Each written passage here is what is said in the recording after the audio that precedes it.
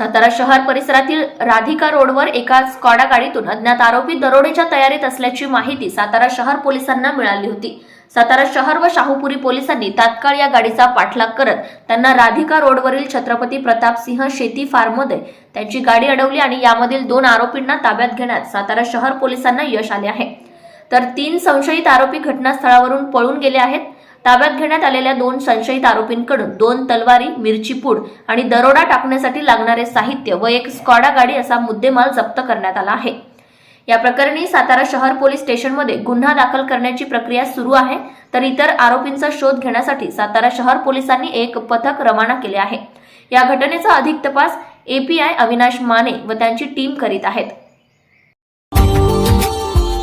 Subscribe now and press the bell icon. Never miss an update.